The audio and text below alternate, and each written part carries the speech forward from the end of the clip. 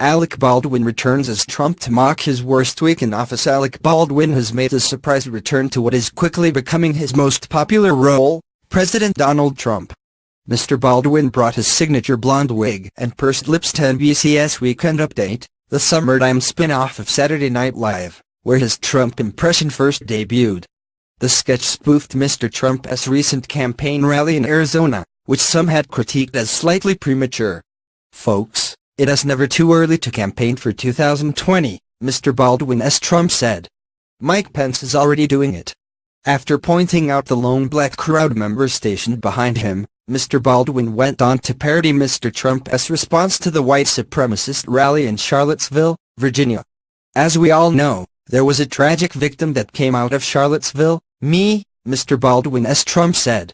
The real Mr. Trump has complained repeatedly that the media misrepresented his remarks on Charlottesville, in which he said there were some fine people at the white supremacist rally and blamed both sides for the violence that ensued.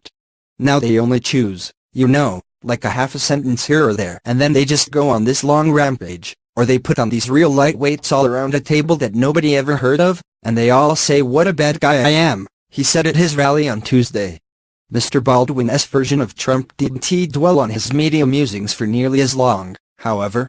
He quickly moved on to the war in Afghanistan solved, and his plan to shut down the government to secure funding for his border wall. Congress will close.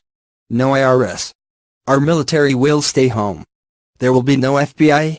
Latin gangs like MS-13 will roam free, chopping people up with sugarcane knives, all because we want this wall, am I right? Mr. Baldwin's Trump crowded.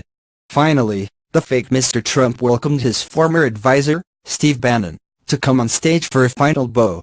Mr. Bannon had been fired days before, after clashing with members of the administration including Mr. Trump's son-in-law and publicly defying the president on North Korean policy.